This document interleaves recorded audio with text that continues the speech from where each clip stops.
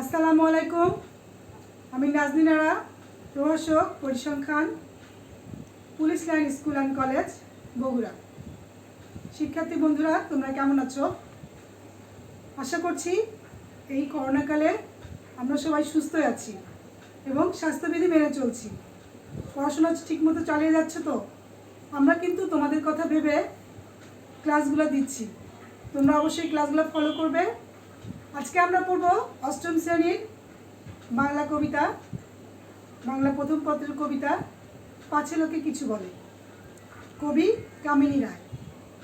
পাছে লোকে কিছু বলে, করিতে পারি না কাজ, সদা ভয় সদা লাজ, সংশয়ে সংকল্প সদা টলে। পাছে লোকে কিছু বলে, আড়ালে আড়ালে থাকি, নীরবে আপনা থাকি, সম্মুখে চরণ নাহি চলে। পাছে লোকে কিছু বলে, হৃদয়ে বুদবুদ মতো ওঠে শুভ্র চিন্তা কত, মিশে যায় হৃদয়ের তলে। পাছে লোকে কিছু বলে, কাঁধে প্রাণ জবে, আখি সযতনে সুখে রাখি, নির্মল নয়নের জলে। পাছে লোকে কিছু বলে, একটি স্নেহের কথা প্রশমিতে পারে ব্যথা, চলে যায় উপেক্ষার ছলে। পাছে লোকে কিছু বলে, মহৎ উদ্দেশ্য যাবে একসাথে মিলে সবে, পারি না মিলিতে সেই দলে। পাছে লোকে কিছু বলে, বিধাতা দিয়েছে প্রাণ, থাকি সদা ম্রিয়মান, শক্তি মরে ভীতির কবলে। পাছে লোকে কিছু বলে।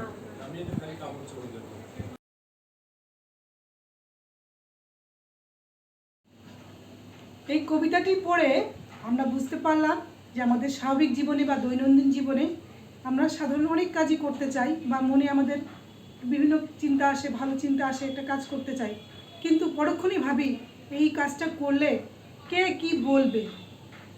আমাদের দ্বিধা থেকে, আমাদের মনে সংশয় থাকে। কোনো ভালো কাজও যদি আমরা করতে যাই, তারপরেও কিছু সমালোচনা হয়, সমালোচনাগুলো আমরা এড়িয়ে চলতে পারি না।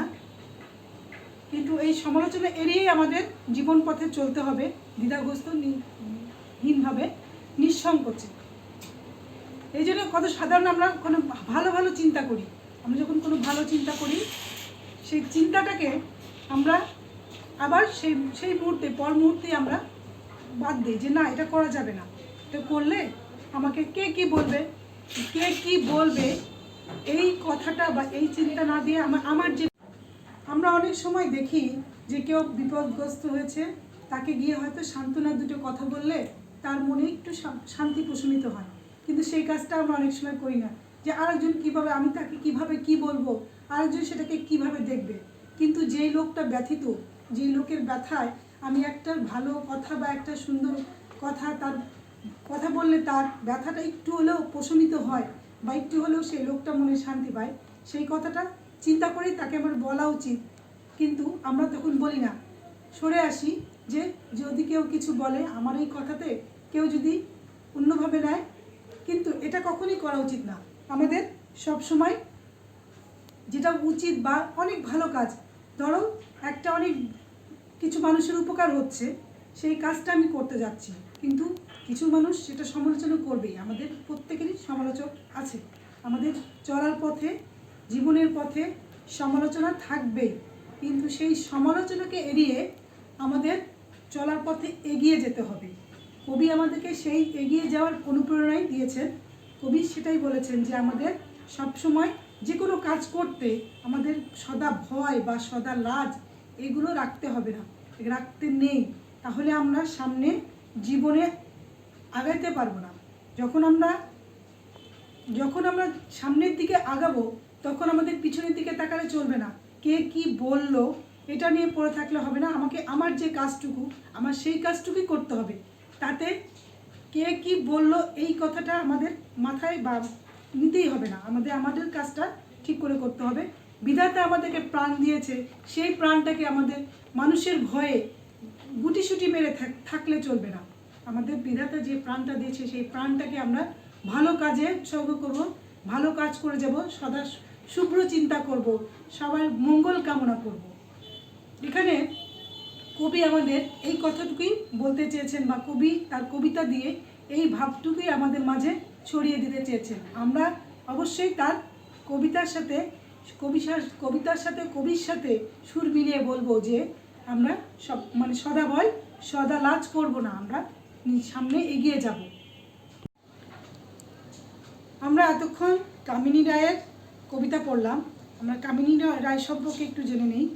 কামিনী রায় বরিশালের বাসন্ডা গ্রামে 1864 খ্রিস্টাব্দে জন্মগ্রহণ করেন।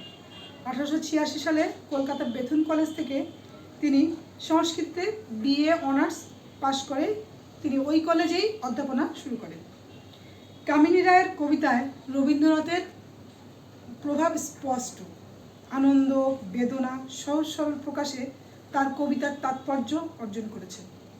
তার লেখা ছোটদের কবিতা সংগ্রহের নাম গুঞ্জন।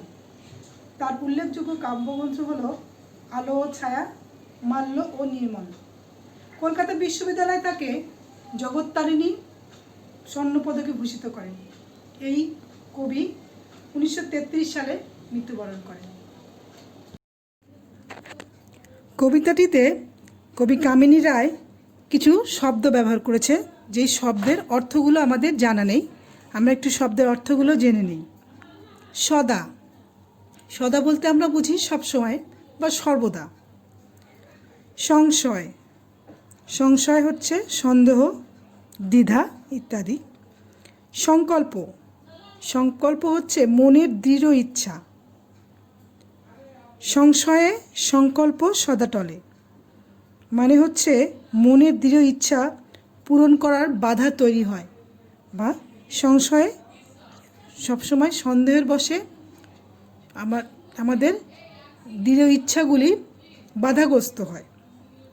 শুভ্র, শুভ্র মানে সাদা, কিন্তু এখানে পরিষ্কার বা অমলিন অর্থে ব্যবহার হয়েছে, বা শুভ্র চিন্তা বলতে আমাদের ভালো চিন্তাকে বোঝানো হয়েছে। ভালো, শুভ্র বা অকৃত্রিম চিন্তাকে বোঝানো হয়েছে।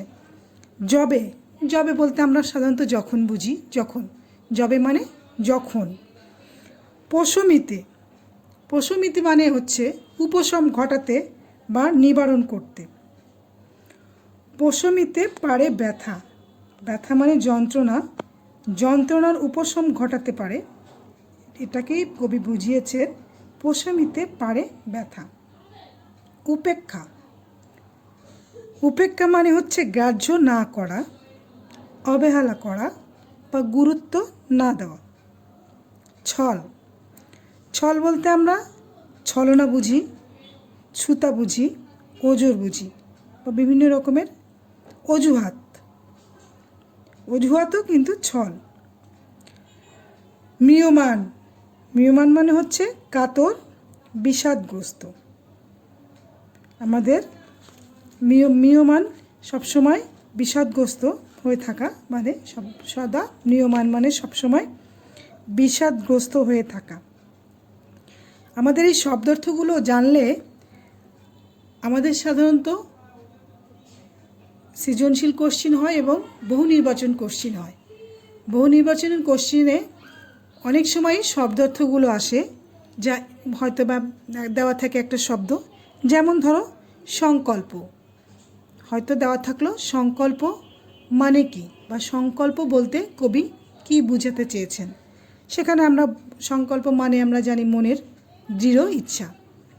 এভাবে আমাদের সৃজনশীল কোশ্চিনেও হয়তো কোনো একটা সৃজনশীল কোনো একটা ইয়েতে দেওয়া থাকবে, উদ্দীপক দেওয়া থাকবে, সে উদ্দীপকে হয়তো তারপরে 1 নম্বর কোশ্চিনটা, সাধারণত ক নম্বর কোশ্চিনটা 1 নম্বরের কোশ্চিন হয়, সেখানে হয়তো দেওয়া থাকতে পারে যে পশমিত ব্যথা বলতে কি বুঝিয়েছে কবি, বা পশমিত ব্যথা বলতে কি বুঝি, কিংবা এখানে শুভ্র মানে কি, এরকম প্রশ্ন হতে পারে। এখানে শব্দার্থ 1 নম্বরের কোশ্চিন মানে 1 নম্বর যেখানে পাওয়া যাবে, এরকম কোশ্চিন আসতে পারে।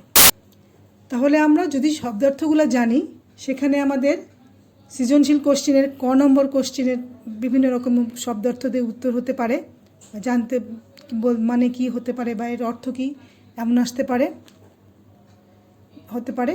আবার বহু নির্বাচনী কোশ্চিনেও আমাদের এরকম প্রশ্ন আসতে পারে। তো আমরা শব্দার্থগুলো ভালো করে জানবো, যাতে আমাদের বহু নির্বাচনী কোশ্চিন হোক আর সৃজনশীল কোশ্চিন হোক, আমরা যেন উত্তরগুলো করতে পারি, সেজন্যে আমরা ভালোভাবে পড়ব, জানব। এই কবিতাটায় আমাদের অনেক কিছু শিখিয়েছে।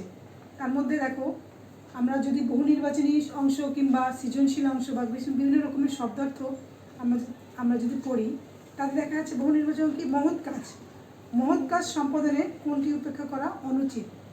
তাহলে বহু নির্বাচনী প্রশ্ন, মহৎ কাজ করার সম্পাদনে কোনটি উপেক্ষা করা উচিত?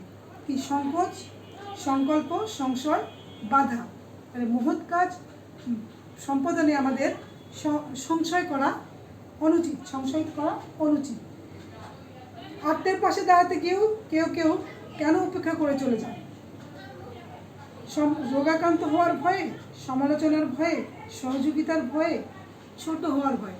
অবশ্যই সমালোচনার ভয়ে। আমাদের কবিতা যেভাবে আমাদের কবি আমাদেরকে কবিতা বুঝিয়েছেন, তাতে সমালোচনার ভয়ে আমরা আত্মের পাশে দাঁড়াতে গিয়েও কেউ তাকে উপেক্ষা করে চলে যায়। আমরা একটা সৃজনশীল প্রশ্ন পড়ি। সৃজনশীল প্রশ্ন 1, আপনারে লয়ে বিব্রত রহিতে আসে নাই কেউ অবনি পড়ে। সকলের তরে সকলে আমরা, প্রত্যেকে আমরা পরের তরে। 2 নম্বর, নিন্দুকেরে বাসি আমি সবার চেয়ে ভালো, যুগ জন্মের বন্ধু আমার আধার ঘরের আলো। সবাই মোড়ে ছাড়তে পারে বন্ধু যারা আছে, নিন্দুক সে ছায়ার মতো থাকবে পাছে পাছে। নিন্দুক সে বেঁচে থাকুক বিশ্বহিতের তরে, আমার আশা পূর্ণ হবে তাহার কৃপা ভরে।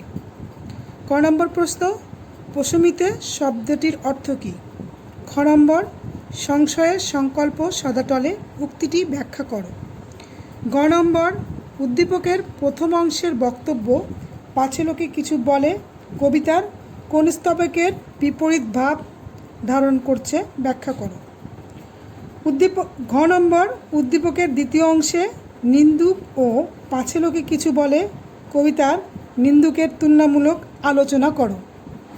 এখানে উদ্দীপকে 2টি কবিতা আছে। প্রথম কবিতাটি, আপনারা লয়ে বিব্রত রহিতে আসে নাই কেউ অবনি পড়ে, সকলের তরে সকলে আমরা, প্রত্যেকে আমরা পরের তরে। এটুকুতে বোঝাচ্ছে যে আমরা সবাই পৃথিবীতে নিজেকে নিয়ে ব্যস্ত থাকতে আসিনি, প্রত্যেকে পরের তরে, সকলে আমরা সকলের তরে, মানে সকলের জন্য করব, সকলেই সকলকে ভালোবাসবো, সকলেই সকলের সঙ্গে মিশবো, এরকম একটা উদ্দীপক। দ্বিতীয় অংশে আছে, নিন্দুকেরে বাসি আমি সবার চেয়ে ভালো, যুগ জনমের বন্ধু আমার আধার ঘরের আলো। সবাই মোড়ে ছাড়তে পারে বন্ধু যারা আছে, নিন্দুক সে ছায়ার মতো থাকবে পাশে পাশে। নিন্দুক সে বেঁচে থাকুক বিশ্বহিতের তরে, আমার আশা পূর্ণ হবে তাহার কৃপা ভরে। এখানে ঠিক অপোজিটটা বলা হয়েছে, যে নিন্দুককেই, যে আমার সমালোচনা করে সেই নিন্দুককেই আমি সবচেয়ে বেশি ভালোবাসি, কারণ নিন্দুক আমার ভুল ত্রুটি ধরায় আমাকে শুদ্ধ করে দেয়। সেজন্যই বলছে যে বন্ধু আমার যত আছে তারা ছেড়ে গেলেও নিন্দুক কিন্তু আমার পাছে পাছে থাকবে আমার ভুলটা ধরার জন্য। সে আমার ভুল যখন আমাকে ধরে দেবে কেউ, তখন কিন্তু আমি আমার ভুলটা শুধরে নিতে পারবো। সেই জন্যেই নিন্দুককে কবি ভালোবাসে। কয়ের উত্তর, প্রশমিত শব্দের অর্থ কী? প্রশমিত শব্দের অর্থ হচ্ছে নিবারণ করা বা দূর করা, প্রশমিত করা। অর্থাৎ আমাদের এখানে শব্দার্থে আছে যে প্রশমিত শব্দের অর্থ নিবারণ করা, উপশম ঘটাতে বা নিবারণ করতে। এক কথায় উত্তর লিখতে হবে যে প্রশমিত শব্দের অর্থ নিবারণ করা। সংশয়ের সংকল্প সদা টলে, উক্তিটির ব্যাখ্যা করো। সংশয়ের সংকল্প সদা টলে, আমি যে কাজটা করব বলে সংকল্প করেছি, আমি যে মহৎ কাজটা করব বলে সংকল্প করেছি, বা আমি যে লোকজন অন্য কারো উপকারের জন্য যে কাজটা করব বলে সংকল্প করেছি, সেই সংকল্পটা আমার সংশয়ে সবসময় টলে। কারণ আমার মনের মধ্যে সেই কাজের বিপরীতে আমার মনের মধ্যে সবসময় সংশয় থাকে যে এই কাজটা করলে কে কি বলবে, আমার পিছনের লোকটা আমার এই কাজের বিপরীতে আমাকে কি বলবে বা কিভাবে আমাকে মূল্যায়ন করবে।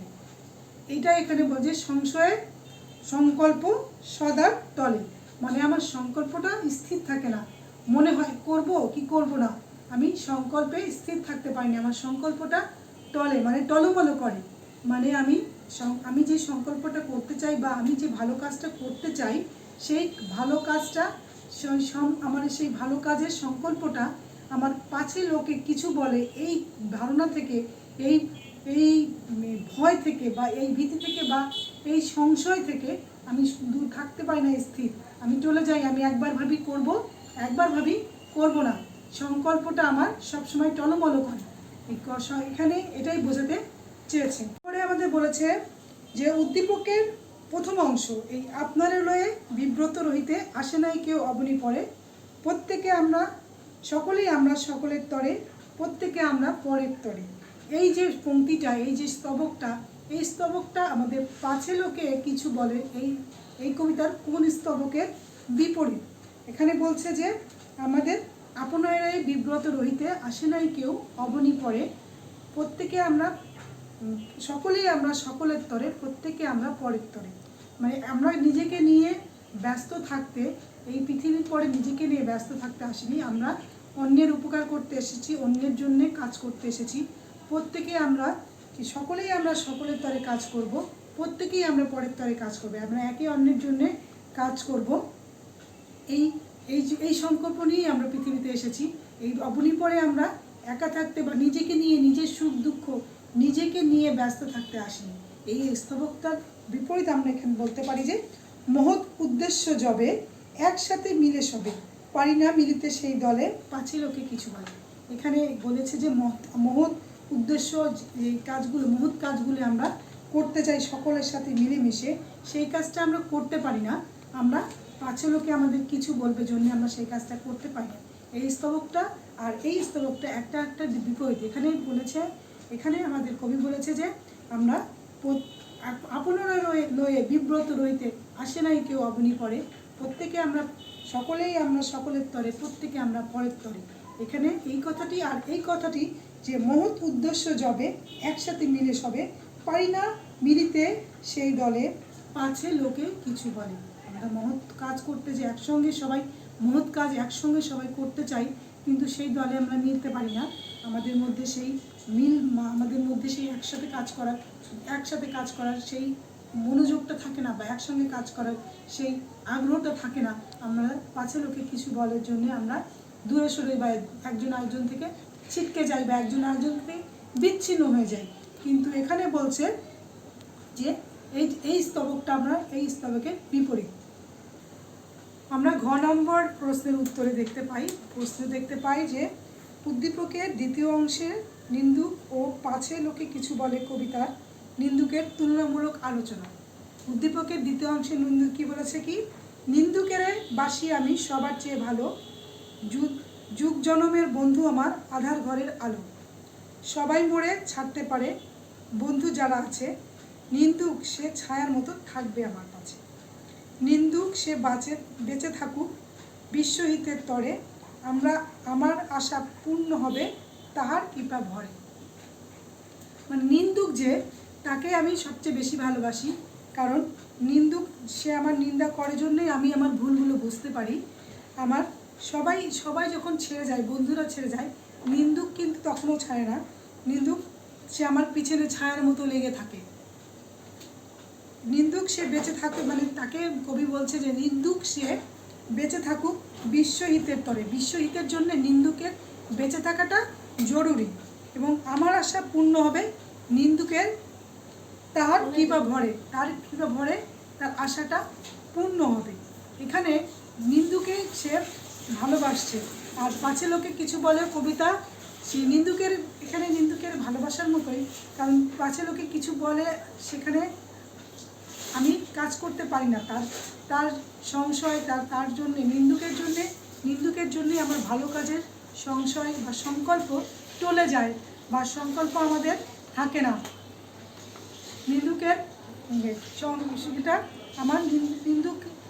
নিন্দুকের ভয়ে আমি কাজ করতে পারি না, নিন্দুকের ভয়ে আমি ভালো কাজ করতে পারি না, একজনের সঙ্গে ভালো করে কথা বলতে পারি না, কাউকে ব্যথা উপশম করার জন্য কাউকে দুটো ভালো কথা বলতে পারি না, যে আরেকজন সেই নিন্দুক কি বলবে, কিন্তু এখানে বলেছে যে নিন্দুককেই সে বেশি ভালোবাসে, কারণ নিন্দুকের মানে বন্ধুরা সব ছেড়ে গেলেও নিন্দুক তার পিছনে থাকবে এবং তার নিন্দা করবে এবং তার ভুলগুলো ধরিয়ে দেবে।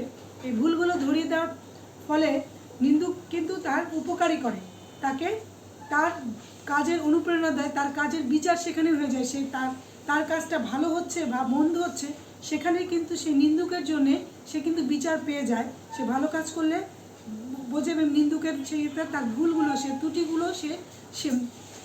ত্রুটিগুলো তার পূর্ণতা করে ত্রুটিগুলোকে বাদ দিয়ে সে নতুন করে ভালো কাজে ঝাঁপিয়ে পড়তে পারে, ভালো কাজে এগিয়ে যেতে পারে। নিন্দুকের জন্যই সে এগিয়ে যায়। কিন্তু এখানে পাছে লোকে কিছু বলে, এর ভাবার্থটা উল্টো। আমরা পাছে লোকে কিছু বলে কবিতায় আমরা দেখছি যে কিছু লোক আছে যারা কে কি বলবে, এই নিন্দুকে কি বলবে, এই নিন্দুকের জন্য সে কোনো ভালো কাজ করতে পারে না, কোনো সাধারণ কাজ করতে পারে না। স্বাভাবিকভাবে জীবন চলার পথটা তার স্বাভাবিক থাকে না, স্বাভাবিক পথটাকে সে অমসৃণ করে তোলে। এই নিন্দুকের জন্য সে ভালো কাজ সাধারণভাবে করতে পারে না। কিন্তু অপরদিকে অন্য কবি নিন্দুককেই বেশি ভালোবাসে, কারণ নিন্দুকের জন্যেই সে তার চলার পথটা সুগম করতে পারে বা কণ্টক মুক্ত করতে পারে বা ভুল ত্রুটি মুক্ত করতে পারে। তাহলে শিক্ষার্থী বন্ধুরা, আমরা পাছে লোকে কিছু বলে কবিতাটি পড়লাম। আমাদের কামিনী রায় এই কবিতার মাধ্যমে আমাদেরকে কি বোঝাতে চেয়েছেন সেটা বুঝতে পারলাম, যে আমরা সবসময় পাছে লোকে কিছু বলে এই ভেবে অনেক ভালো কাজ থেকে দূরে সরে আসি, পিছিয়ে আসি। এটাই আমাদেরকে বোঝাতে চেয়েছেন। তো আমরা কবিতাটা পড়েছি, আমরা শব্দার্থ নিয়ে আলোচনা করেছি, সৃজনশীল নিয়ে আলোচনা করেছি, বহু নির্বাচনী নিয়েও আলোচনা করেছি। আশা করি কবিতাটি তোমরা বুঝতে পেরেছো এবং ক্লাসটা যদি তোমরা ঠিকমতো করো তাহলে এই কবিতাংশ থেকে আমাদের যেভাবেই প্রশ্ন আসুক আমরা অ্যান্সার করতে পারবো। আমরা অ্যান্সার করব, চেষ্টা করব কবিতাটি পড়ার। আশা করি তোমরা কবিতাটি পড়ে নেবে এবং সেই সাথে ভালো থাকবে, সুস্থ থাকবে, স্বাস্থ্যবিধি মেনে চলবে। আবার অন্য দিন অন্য ক্লাস দেখা হবে। সেই পর্যন্ত আল্লাহ হাফেজ।